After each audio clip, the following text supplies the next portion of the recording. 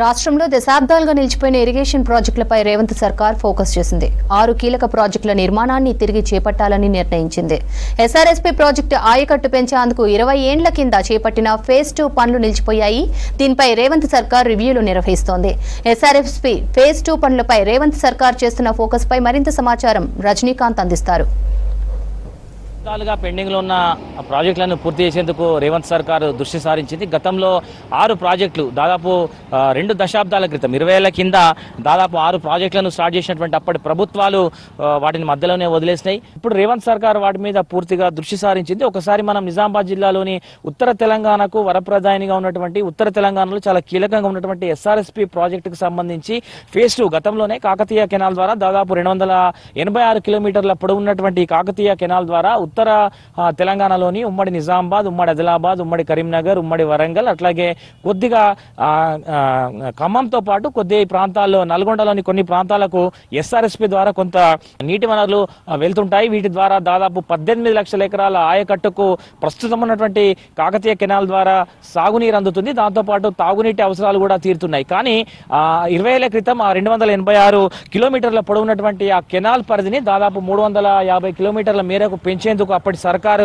నిర్ణయం తీసుకుంది. ఇందుకోసం 241 కోట్ల రూపాయలు బడ్జెట్ ను కూడా రిలీజ్ చేసింది. అందులో భాగంగా ఉమ్మడి నల్గొండతో పాటు ఉమ్మడి ఖమ్మంలోని పలు ప్రాంతాలకు ఎస్ఆర్ఎస్పీ ఫేజ్ 2లో కాకతీయ కెనాల్ ఎక్స్టెన్షన్ ద్వారా సాగునీరు అందించాలనేటువంటి ఒక ప్రణాళికను రూపొందించింది. కానీ ఆ పనులు అర్ధాంతరంగా నిలిచిపోయినాయి. వాటిని ఇప్పుడు రేవంత్ సర్కార్ తిరిగి ప్రారంభించాలని నిర్ణయించుకుంది. ఇరిగేషన్ శాఖ అధికారులతో పూర్తి స్థాయిలో చర్చలు జరుపుతున్నారు.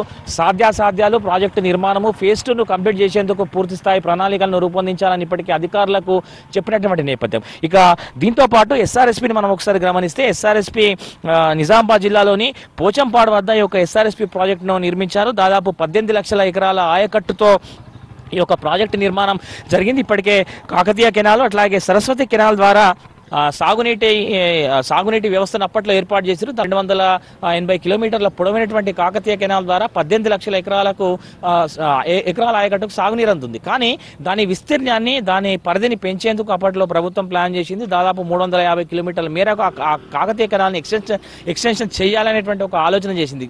దానికి అనుబంధంగా ఆ ఫేజ్ 2లో భాగంగా ఈ కాకతీయ కెనాల్ ఎక్స్టెన్షన్తో పాటు 280 నుంచి 350 ఎక్స్టెన్షన్తో పాటు కిలోమీటర్ల ఎక్స్టెన్షన్తో పాటు 13 మినీ ప్రాజెక్టులు ఈ కెనాల్ ద్వారా ఏర్పాటు చేయాలని అప్పట్లో ప్రభుత్వం నిర్ణయించింది. అందులో భాగంగా ఆదిలాబాద్ జిల్లాకు సంబంధించి పిప్రి ప్రాజెక్టు, అట్లాగే కరీంనగర్, జగిత్యాల ప్రాంతాల్లో కూడా మరో 2 లిఫ్ట్ ఇరిగేషన్లు, ఇట్లా మొత్తం 13 ప్రాజెక్టులకు రూపకల్పన చేసింది. ఫేజ్ 2లో కాకతీయ కెనాల్ కాల్వ విస్తీర్ణాన్ని పొడిగించడంతో పాటు అనుసంధానంగా 13 ప్రాజెక్టులను ఇందులో లిఫ్ట్ ఇరిగేషన్ కావచ్చు, లేకపోతే రకరకాల పరిధిలో ఒక 13 మినీ ప్రాజెక్టులను ప్లాన్ చేసింది, డిజైన్ చేసింది, కొంత పనులు కూడా స్టార్ట్ చేసింది. కానీ అప్పుడున్నటువంటి పరిస్థితుల్లో ఆ యొక్క ప్రాజెక్టుల నిర్మాణము, ఆ పనులు ఆగిపోయినాయి. 20 ఏళ్లుగా ఫేజ్ 2కు సంబంధించినటువంటి పనులు నిలిచిపోయినాయి. తిరిగి వీటి మీద రేవంత్ సర్కార్ దృష్టి పెట్టింది.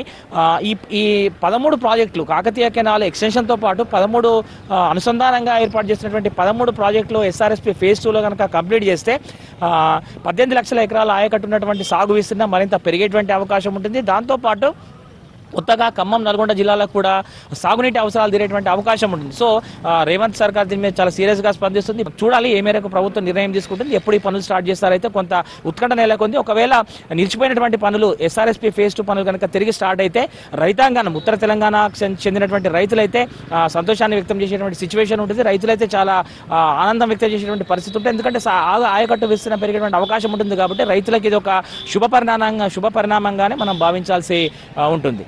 కెమెరా పర్సన్ రాజేష్తో Rajinikanth, V6 news, SRSP project నుంచి.